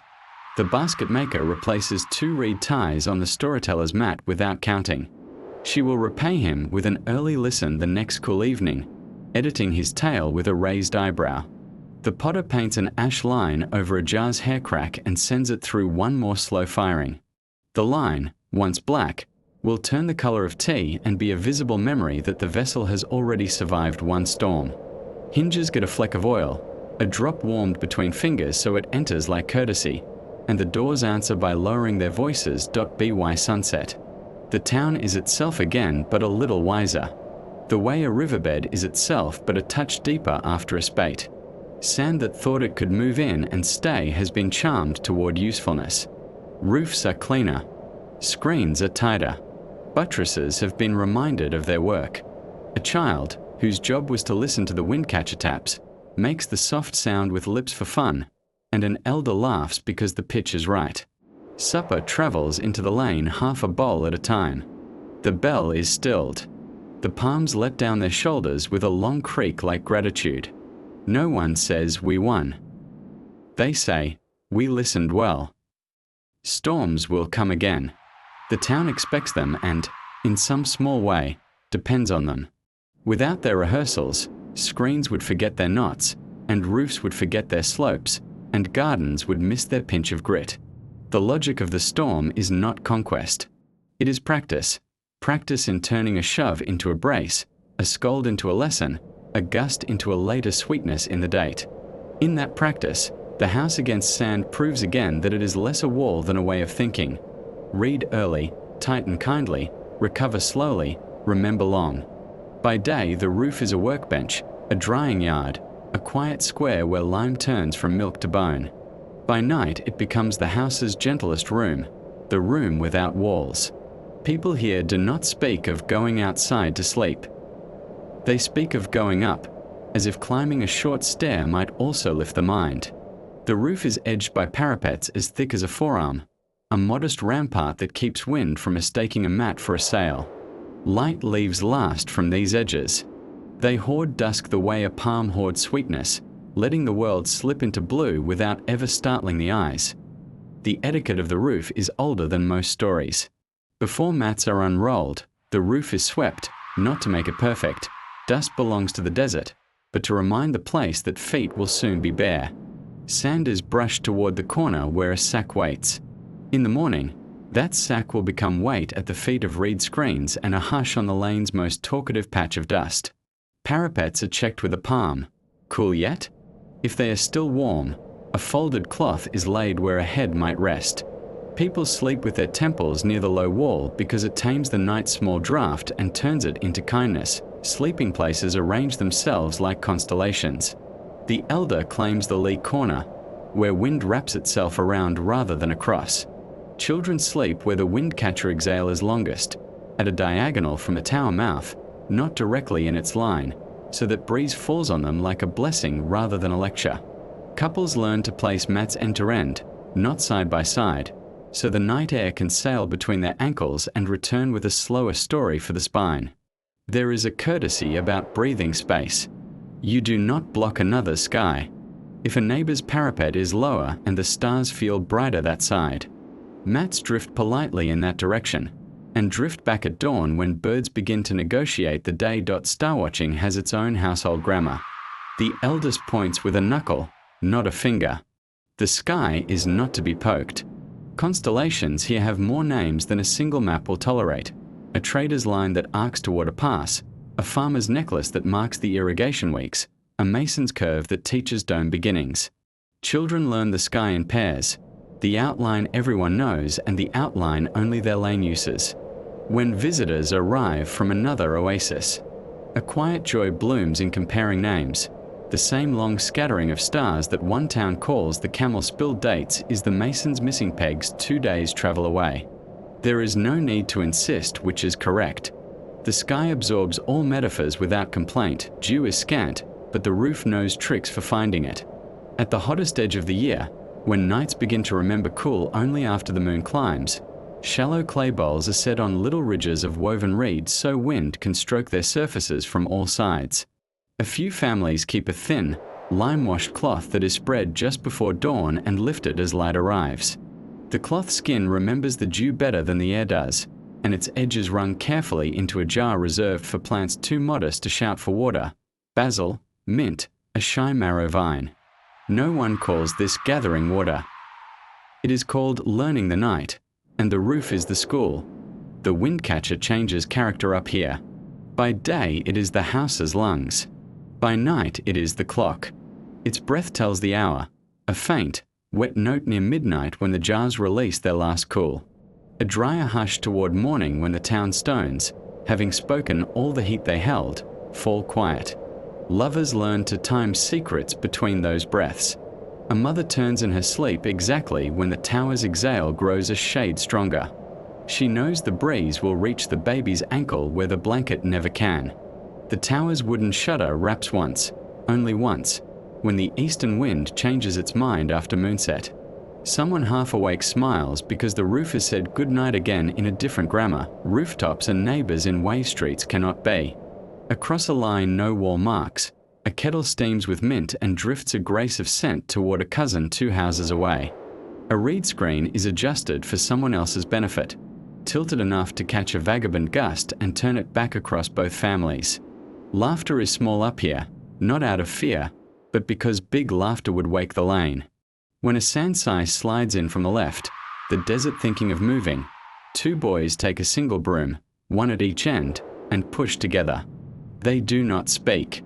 Their rhythm is a thing roofs teach. There are small roof rules that everyone knows. Shoes sleep at the stairhead, not on the roof. Leather learns too much moonlight and turns moody. Lamps face inward. The stars require no help. If you wake in deep night and the sky is so sharp you can count the tiny toe caps of a constellation, you do not wake others unless the sky is doing something unusual. Comets and undisciplined media. Ordinary beauty is assumed and available. If the wind turns crude and begins slapping at reed mats, one person goes to each corner first. never the middle, where a mat can lift and behave like a bird that does not want to be a mat anymore. If a neighbor coughs twice, pause. If 4 times, bring water. Stories on the roof travel a different pace than stories told below. Below, tales have to surround work. Above, they have room to lengthen like the light's last stretch. Grandfathers begin with architecture disguised as myth. How a dome first learned to close a roof by watching a tortoise. How a windcatcher stole the secret of breath from a whale that lost its way inland. Children listen not for truth but for the shape of patience. Their eyes move from parapet to star and back. The house hums below them, the slow settling of clay, the slightly wetter exhale from the jar room, and the hum becomes a lullaby near dawn. Rooftop life ends with rituals as soft as its beginnings. Mats are rolled before the sun makes them remember noon. Blankets are folded with a small sprinkle of dust because dust is honesty, and honesty keeps cloth from storing sweat. Dewcloths are wrung a last time and hung on a line where the first, most polite sunlight finds them. The parapet receives a thank you palm, one hand pressed to its cool skin, without words. A jar is tilted for a mouthful of water that feels of pottery and the last of the night. The taste is both earth and sky. Stairs down are taken slowly, as if bringing the quiet with you so it can cushion the day's first footfall. By noon, the roof will be shimmering again, and the lines of clay will look as if they are dreaming of rivers. But when evening returns, so will the small migration upward. In a land where water hides underground and shade must be arranged like furniture, the roof is proof that comfort can be coaxed from air and attention. It is the house's whispering answer to heat. Sleep higher, breathe slower, look longer, share more. Morning arrives to the market quarter not as an alarm but as a soft rehearsal of sounds. Before the sun clears the palms, shutters yawn on their leather hinges and sigh back into place. Reed mats roll up like scrolls. A broom's first sweep sketches the day stage on the lane. The market here is thinner than the word suggests, not a grand plaza of marble or brass, but a string of workrooms and shaded mouths of houses that, together, compose a long, low hum of provision. You walk through it like a breeze would, never rushed, always noticing. The smell finds you first, dates giving off warm sugar, lime from yesterday's plastering, ground cumin like a friendly handshake, and the clean stone-cool scent of amphory that have slept with water. The workshops are rooms with a few good ideas repeated carefully. Storefronts set back a palm's width from the lane to make a thin porch of shade, a place for conversation to take one step out of the sun without stepping into anyone's privacy. A chest-high sill is built into each opening, wide enough to rest baskets and elbows. Buyers lean there and run a thumb along palm rope, or tap a bowl with a knuckle to hear its clay voice.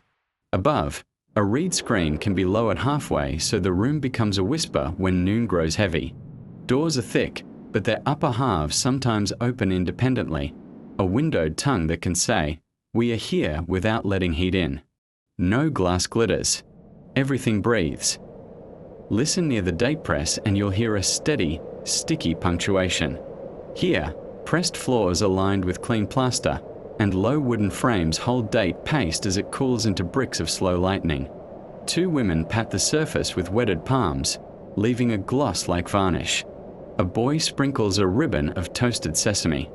Another boy, older, lifts a slab with a practiced twist that doesn't crack it. The room wears its function honestly. A wall shelf holds shallow trays of pitted fruit. A corner ledger marks whose trees contributed how much.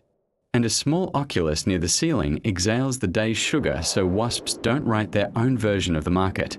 In afternoon heat, this press will rest and darken. Now it is content to be sweet. Across the lane, the cool storage for grain is the market's slow heart. Thick-walled and low, set partially into the ground, it feels 5 breaths cooler the moment you step in. Jars stand like calm giants, their shoulders rubbed with thin lime and a little ash to keep insects skeptical. The floor is not flat, but gently pitched to a shallow gutter that spends most days empty and some days faithful.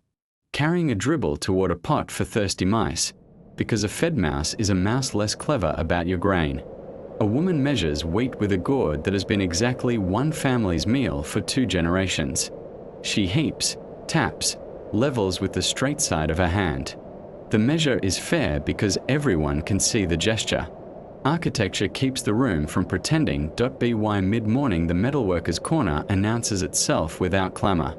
He works under a patched awning that makes a cool grey light.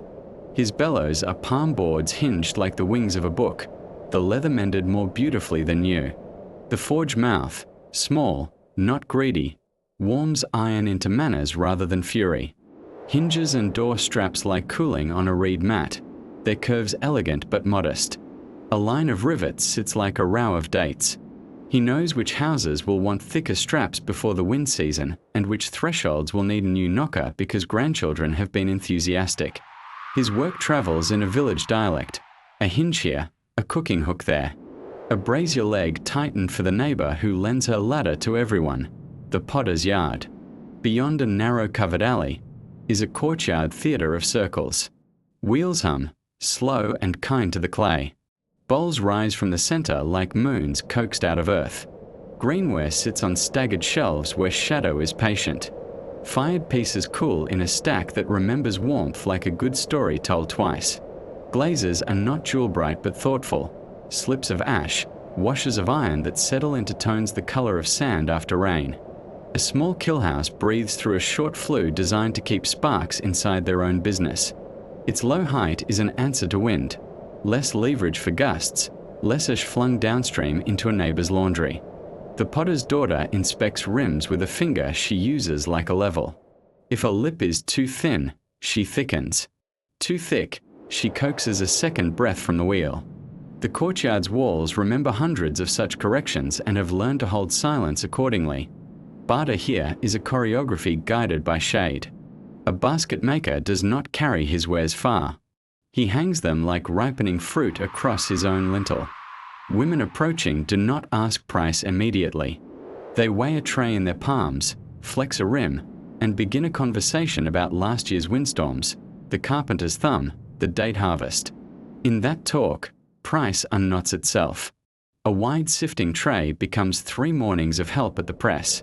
A tall hamper becomes mended rope and an introduction to the irrigator on a night when your channel is stubborn. Money appears, but it never shoulders out favours. Even coin is measured against time and wind. The market quarter handles perishables with lovely caution. A fishmonger visits only when the caravan from far water arrives before the day's climb. His stall is a travelling shadow, a woven canopy he can raise with 4 poles wherever the lane is kindest. Clay trays are filled with damp sand before dawn. Fish rest there and pretend to be cool stones. Buyers come by smell. If it smells of river and nothing else, they wade in. By noon, the stall folds. By afternoon, the sand is drying by a palm and the canopy is lending shade to a storyteller. Waste is not a shame.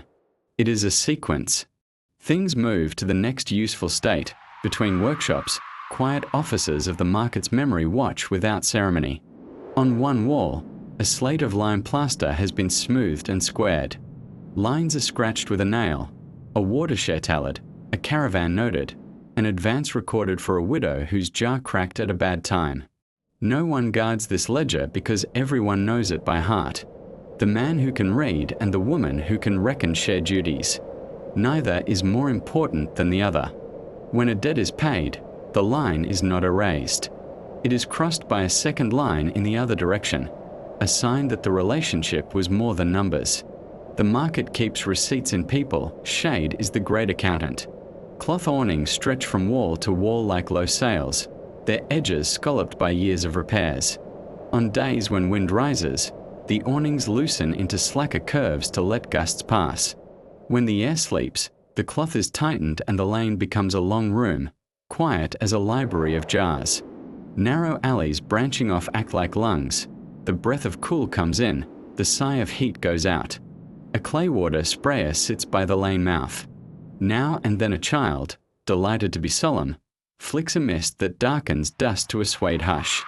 The market thanks her with 10 minutes of slow, trust is not a word here.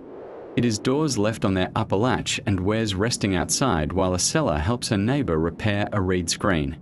It is the way a man cups his hand so a boy can pour cummin without scattering. It is a date press that welcomes 3 families' fruit at once. Because the town knows exactly which baskets belong to whom, and because the taste of the final bricks should be the taste of the grove, not a single tree. It is a carpenter lending his straightest plank so the plasterer can strike a true line. Later, the plasterer returns with a trowel to coax a smooth skin over the carpenter's new storage nook. Trades are plaited like palm fibers, strong not by thickness but by crossing. At midday, the market quarter does not close so much as it tilts. A reed screen is lowered halfway. Conversations take on the texture of felt. Sellers move inwards, closer to the room's cool walls. Buyers slide their shoulders into shade and speak in shorter sentences. A bowl of mint leaves appears in 3 places at once. How? Because the woman who grows them knows who needs them to think clearly in the heat, and because a small patch by the cistern is generous at this hour. A boy fans the bellows for the metalworker, slow, unhurried strokes, while the smith watches the iron's color more than its temperature. The potter's daughter counts. When the kill's clicking slows, she nods, and her father raises the litter finger's width. Time itself is an ingredient here to iron the cooler shoulder of afternoon. Traffic swells again. A storyteller anchors herself where 2 shadows meet and begins. She doesn't shout. She edits silence. People lean and the lane leans with them. Her tale winds through a ruin near a far oasis where a roof once fell in and made a perfect dome by accident. Children who have watched domes grow on purpose listen with new ears. She is paid in sweets, end bits from the date press, brittle shards of sesame, and in a promise that when her reed mat needs readying. The basket maker will keep her hands from learning blisters again. If a problem arrives, a jar with a hair crack near its shoulder, a hinge that groans, a reed screen whose knot has decided to be stubborn, it is not carried home unsolved. Problems are chucked into the market like pebbles into a well. They do not sink, they are caught. Bring it here, says the potter. I'll paint a line of ash and you will watch it brighten first in the fire. Hang it there, says the carpenter, and drop 2 holes more. Your peg will stop envying the wind. Solutions are not sales pitches. They are the architecture of habit turning outward. If you want to know what month it is in an oasis town, do not ask the date. Step into the courtyard and look where the light falls. The courtyard is not merely an empty room under the sky. It is the house's clock, its barometer, its quiet theatre. Here, the sun writes a script in long vowels and short commas, and the family learns their cues by heart. A narrow rectangle of morning brightness slides along the eastern wall like a bookmark. In midwinter, it never climbs beyond a niche where a lamp rests. In midsummer, it leaps to the parapet and splashes a coin of light higher than the tallest child can reach. The angle of that gleam is an old teacher, and the house is its diligent student. The floor tells time too. In spring, before heat gathers its skirts, the family paints the dust with a thin wash of clay. The surface dries with a powdery sheen that shows footprints like notes in a score. You can read the day's first entrance, the father's broad stride to the jar, the daughter's quick step to the herb pot, the mother's steady path to the threshold where shade is softest at this hour. By noon, the floor has become a patchwork of squares that sleep and squares that wake, and the cat knows exactly which tiles keep yesterday's cool in their bones. In the blue hour after sunset, the tiles remember the sun in reverse. Warmth creeps out of them like a last sentence spoken at the door before good night. Rooms around the court are not rivals. They are seasons. The winter room is small, with a thick wall and a high window no larger than a hand, a place where a brazier can hum without making the air argumentative. The spring room is neutral and takes its pleasure from light, an alcove where a low couch receives afternoon and sends it back as soft as wool. The summer room is the keeper of shadows. Its window looks onto the courtyard through a lattice that cuts sunlight into digestible threads. The floor is slightly lower than the court's, and when a jar sweats nearby, the room grows a thin mist of comfort you feel in the wrists and the neck, places where the body listens first. The autumn room becomes a granary's companion. Baskets, sacks, and a low table appear like returning guests, and the air tastes of dates and sun-slept grain. Domestic life arranges itself around this calendar. At dawn, when the windcatcher is still speaking cool syllables, kneading happens on the shadow line, neither deep shade nor full sun, because dough prefers kindness. A small child learns to roll it without scolding. The courtyard teaches patience better than any adult can. Laundry hangs where a diagonal of light trims its edges. The women know that a shawl bleaches unevenly if hung in the wrong season's arc, and a beloved indigo can become a stranger if it meets too much noon. A thread of water guided from the cistern rinses the court's corners. The damp tames dust and amplifies breeze, and mint in a tiny soil square answers with a cleaned-up version of its own voice. Shade is treated like a substance that can be mixed. Palms paint stripes that move hour to hour. Reed screens dial light like a volume knob. A cloth canopy can be pulled on a rope so that noon becomes less declarative and late afternoon less melancholic. A wall ledge becomes a calendar line. In late winter, light sits below it at the hour of prayer. By high summer, the same hour perches a finger of brightness on the ledge as if the house wore a ring. The housekeeper knows these marks the way sailors know stars. If a shadow misbehaves, arrives earlier or later than remembered, someone checks the sky's mood, a dusty day, a thin cloud, or a palm that grew enough to edit the courtyard script. Sound measures time here as surely as light. In the blank noon, the court is hushed, its earthen walls absorbing the bellies of voices so that speech becomes a low, cool thing. By evening, when meal preparations resume, sound returns in layers, the bristle of a straw broom, the wet wood knock of a bucket's base, a pestle's steady footfall in a mortar that might be older than the lane itself. The wind has a role in this orchestra. It visits on schedule, announcing itself with an early tilt to a reed curtain or a quiet tap from a hanging ladle. The family hears it and rearranges. The mat moves nearer the windward wall. The old man's seat slides under the badger's gift. The lamp migrates to a calmer corner where flame won't rehearse its fear of drafts. Meals are choreography set to the courtyard's clock. In spring, breakfast travels. Tea begins in the sliver of sun that warms hands without making the brow complain, then steps back into shade as the heat plucks its first string. At the longest days, dinner is often eaten after sky blue has taken hold. The courtyard becomes a roofless room with cooler opinions, and the family gathers in a crescent along the wall that just finished exhaling the day's stored heat. A child is told a story there, and he watches the square of sky, learning which stars arrive earliest and which like to be late, lessons that will someday guide him if he ever walks a black desert by moon. The courtyard hosts work that needs both privacy and sky. A loom sits in the corner where light is steady but indirect, because thread colors keep their honesty better there.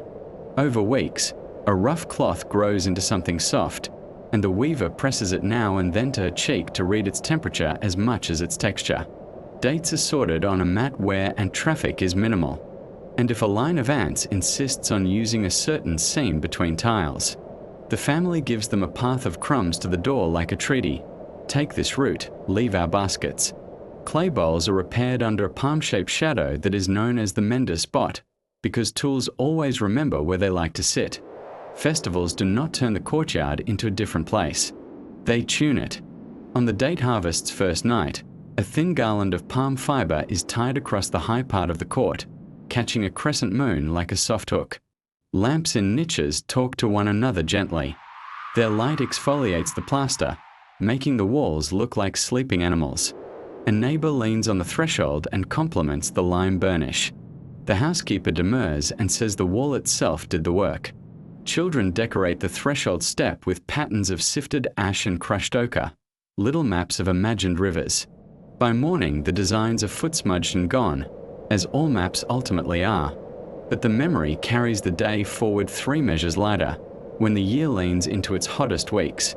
The courtyard rehearses a different choreography, slow to reduce friction. Movements shrink. Crossings shorten. The water jar receives more visits, and each one changes the air's sentence by a syllable. In the hour before dawn, when the night has stockpiled as much cool as it can bargain for, sleep mats are pulled back in, and bodies follow shadow like pilgrims. The summer room's door stays ajar just enough to let the wind learn the court's dimensions anew. Bread is torn rather than sliced, the knife resting, because even its small clink feels like heat. The house knows that this is not a time to prove anything. It is a time to remain available for relief. Even the animals keep to the calendar. The tethered goat naps where the wall shade first touches ground in the morning, then moves twice by instinct before anyone suggests it. A small flock of pigeons lands on the parapet in late afternoon consistently enough that you could set a water ration by their arrival. A gecko appears exactly when the oculus of courtyard light changes from white to honey. Children whisper his name and time their chores by his little patrol. The house contains these lives without fuss, the way a poem contains many images without needing to explain why they belong together. Tonight the courtyard becomes astronomy, cool and articulate. The air is the texture of a low voice. A copper bowl of water set in the center takes the sky as its guest, and from the doorway the reflection looks like a second sky that was wise enough to stay within reach. The windcatcher breathes, the palm fronds gossips softly with the parapet, and a nightjar writes its single note across the wall as if signing the day off. The house sleeps with one eye open, the courtyard eye, and the family dreams as a single creature. In the dream, walls are not barriers but the ribs of a sheltering animal, and each rib knows the season by the way the moon walks past it when the first pale stripe of dawn returns. The courtyard tells you without words what to do. Sweep, check the cistern rope. Turn the reed screen 2 fingers. Place the mat just so. You obey not out of habit but out of gratitude. The calendar did its work once more. And if you are a visitor here, you will find that after some days you stop asking what date it is. The courtyard shadow tells you more truth than a number ever could. To understand an oasis house, you must begin below your feet, where a river walks without a sky. It is not a river the way storybooks draw them, loud and glittering, but a patient slope through the earth, a qanat or foggara, a lineage of tunnels that learn how to borrow a mountain's cool and lend it to the plain.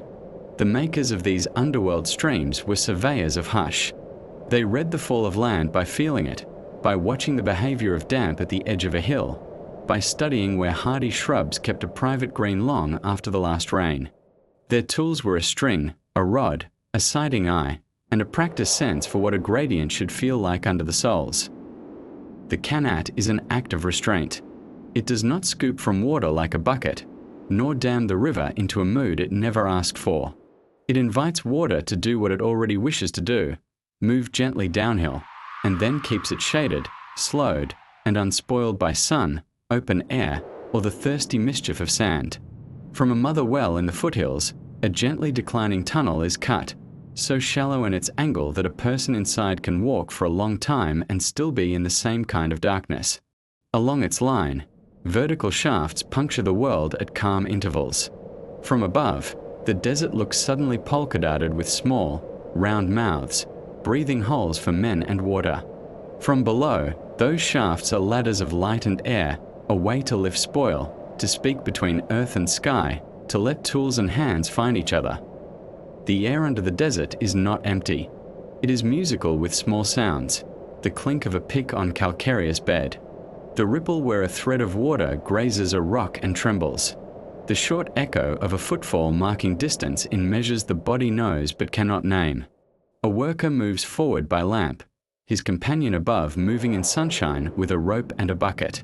The two are separated by centuries of soil and the thickness of a story, yet they are near enough to hear the same tunnel breathers exhale. When the tunnel meets the aquifer's soft insistence, the ground cools under the hand. The point is not to release a torrent. It is to coax a quiet ooze into the channel's bed, to line it at times with stone or baked brick that keeps it from vanishing back into a thirstier layer. The first day water arrives at the outlet, the town listens. It is not a ceremony with drums. It is a ceremony of steps, the steps of women and men going to look, the steps of boys told to contain their excitement, the quieter steps of elders who remember when this same water last saw the sun in the time of their parents. The new flow is tasted, not for sweetness. Water in these lands is almost never sweet, but for honesty, a mineral tone, a memory of stone, the slight chill that means it has not been bullied by heat along the way. Then the work of dividing begins, which is not as much a matter of math as it is of justice. Water is not merely owned. It is scheduled. It is told where to go by time, by hours in the night, by the width of a shadow, by the length of a song channel spread like careful handwriting along the settlement. Some run in the open for a breath or two, watched by children who squint delightedly at how fast their minute passes the mark scratched into a clay tile. Most slip into covered conduits, low, stone-littered veins that thread beneath lanes and courtyards, so shallow you could touch the top of them if you lay down and pressed your palm to the floor. In certain houses, a narrow slit by the threshold leads to a hidden runnel. At allotted times, a reed plug is lifted, and a slice of the town's flow enters, not to bathe floors or splash into bowls, but to feed a cistern that knows who it belongs to and how often it should be filled. The cistern is a room with a single idea: keep water itself company. Its walls are rubbed smooth and sealed with a lick of lime, sometimes burnished with egg whites, sometimes sipped by the tobacco brown of an old recipe the masons swear by and never write down. There is a low shelf just inside the door that exists to catch the dust that every opening invites. There is a rope and a pulley and a series of hooks for lamps, placed not to show off anything but to give a small, shy light that won't wake the sleeping cold. People speak quietly here without quite knowing why. A child learns early to lower the jar slowly. The slap of a fast descent bruises water. It wakes her up. You ask her to do a job for you. She does it, but she is not happy about it. Lower the jar like a friend. Raise it with the same care. By the time you tip that jar into the kitchen's amphory, the house has already begun to drink with you. Thick earthenware sweats just enough at the shoulder, a breath of moisture that rubs the air smooth. Clay cups are never startlingly cold, but their touch tells the tongue that coolness is on the way. In an alcove, 2 tall jars stand in a pair, one for today, one for tomorrow, because water likes to rest a little after being moved. On the floor, a shallow channel carries what the jar has spilled to a corner where a mint plant grows in a tiny square of soil no bigger than a book. The plant scent organizes the room into a gentler place. Architecturally, the house is a matched set of behaviors. What the water does, the wall assists. Plaster in rooms nearest the cistern holds a thicker coat. It draws the night's damp and releases it during the light hours in a whisper that can ease an afternoon. Niches are cut shallow so they don't become heat boxes. Shelves are not long planks but short brackets, so air can pass around stored jars and bowls and teach their surfaces a rhythm. On certain weeks, the family smears the base of the courtyard wall with a muddy slurry, not to make the place dirty, but to keep the dust low and the air honest. In late spring, when dry heat begins its slow story, the sleeping place creeps nearer to the jars, while the warm season mat rolled on the roof waits for the moon to grow fat enough to promise a wind. The Share of Water is a civic poem recited with many authors. A notched board on a wall records whose night it was and will be, names marked by signs, perhaps a date palm leaf for one family, a clay lamp for another, a 3-point star for a third. If a birth or a funeral upsets the schedule, the neighbors do not complain. They bend the flow like a reed bends a stream, letting it pass around and rejoin in time. Arguments do happen, but even those wear a patient face. The irrigation official carries a stick that is more pointed than cudgel, its tip used to draw on the dust where the runnels divide, explaining with the ground itself as the slate. Children toss shadows over the diagram and giggle. And somebody's grandmother smiles because she first learned this math holding her mother's shawl while a different man drew a different fork in the same dust in the fields at the edge of the settlement, where lines of shade from date palms stripe the soil like slow-moving sundials. You can see the houses thirst answered leaf by leaf. Basins are ringed with a small lip. Water enters at the highest point, makes a circle, and then a smaller circle, each rotation feeding a ring of life. When the hour ends and the plug is replaced upstream, the last gleam clings to the mud like a promise. A boy wipes mud from his foot on a stone, and that stone dries in an hour. The alfalfa breathes and looks greener than it has any right to look in a place that receives so little sky water. The ox takes a shallow drink from the tail of the flow before it vanishes under a stone lid. On to another courtyard where a woman is tugging a rope gently hand over hand, some nights, when the moon is thin and the wind in the palms makes the sound of a faraway river. The tunnel men walk again, not with picks but with listening. They descend the shafts with lamps hooded, crouch by the channel, and press a cheek near the trickle. Water speaks in volume and pitch.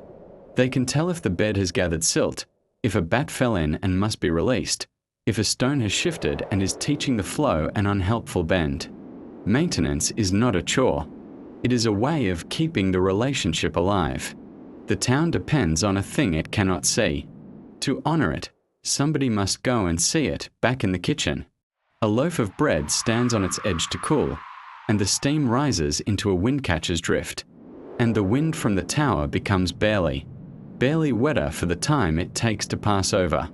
In that moment, the house and the water and the air braid together, one thread borrowed from the mountain, one from the clay, one from the hands that learn to be calm. This is how an oasis house drinks without seeing a river, by learning to move thirst around the day, to store cool where it can be found later, to measure generosity in minutes and bowls, to invite trickles without lusting after floods. It is not a grand trick. It is a gentle one. And like most gentle things, it lasts. Before sunrise, when the horizon is still a thin idea and even the palms have not begun their soft applause, the town is busy with something you can't see. It is moving air. Not with engines or fans or levers, but with shapes and patience. From roof lines, slender towers rise like quiet periscopes, windcatchers, their mouths turned in 4 directions as if learning the dialects of dawn. They are not proud. They are attentive. Their openings are proportion more than ornament, the sort of geometry you feel rather than notice, the way you feel a draft before you find the crack window, climb the roof stairs while it is still blue. Up here the world is a quilt of flat planes, each one a pale square with a sleeping basket, a coil of rope, a jar darkened by dew.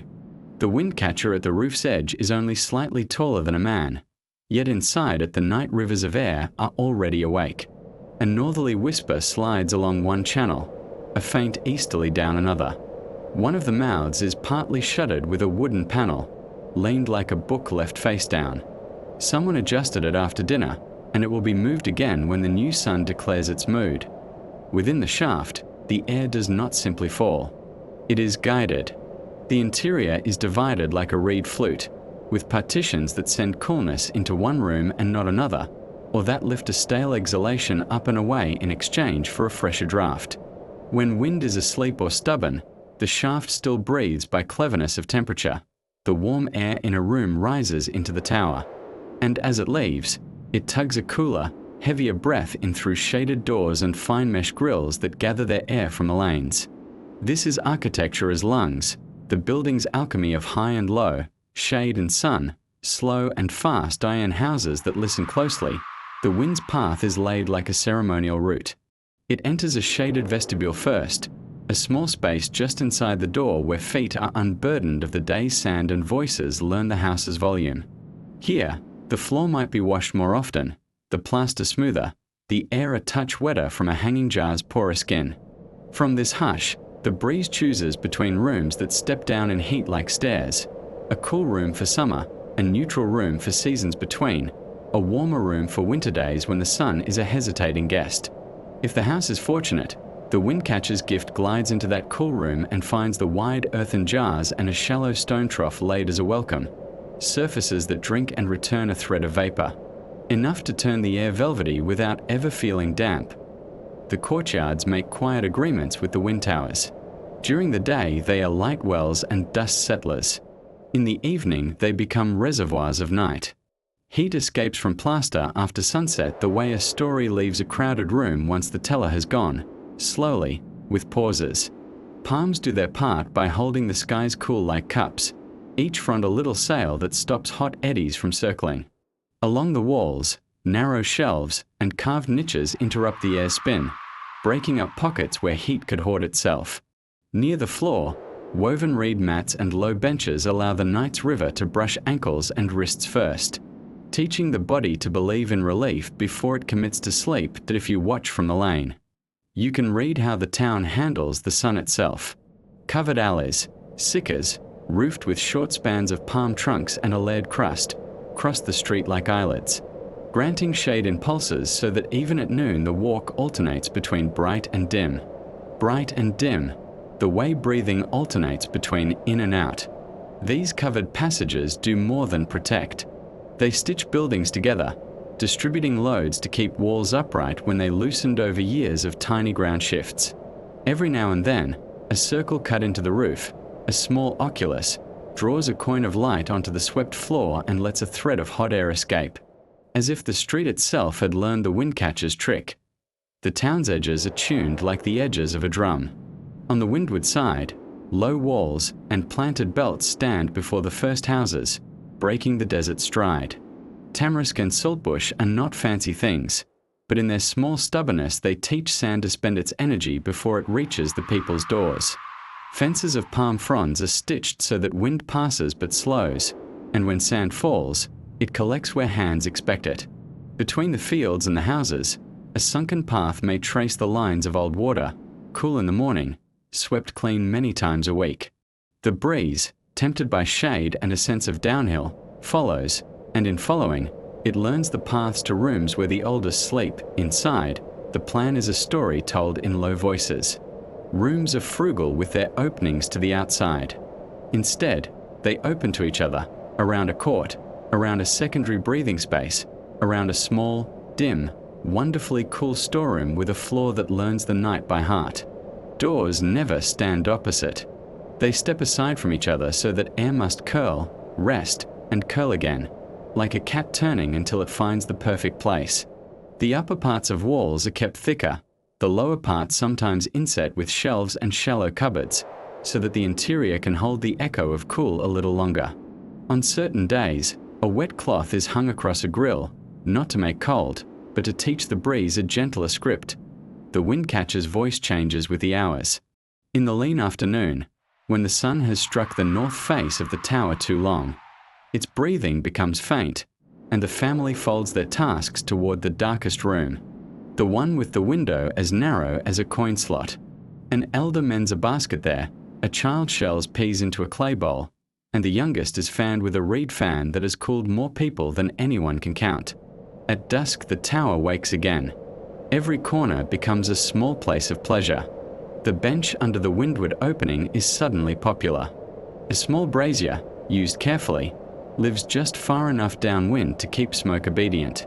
The house sighs, no human noise, just a settling, as if the clay remembers its own riverbed and lies down in it. Some houses teach their towers to speak in seasons. Before the longest days, the family replasters the inner faces of the shaft, smoothing them finer than usual so air will slide. Before the cool months, they roughen one face, just a touch, so that breezes drag a little warmth off a sunlit wall on their way in. Panels are repaired, reed screens retied, and ropes checked where counterweights help adjust shutters from a ladder without climbing onto the roof by night. Children learn which creak means a wind has shifted to the east, and which creak means a shutter wants a new peg. Elsewhere in the Oasis world, other traditions rhyme with the windcatcher's logic. In some places, tall, perforated brickwork on an upper wall, a mashrabir of fired clay instead of carved wood, filters both light and air, giving the street a face that is at once modest and intricate. In others, a tall chimney is not for smoke but for buoyancy, air warmed on purpose near the top so that it pulls the house's breath upward, a reverse well-drawing coolness from the shaded base.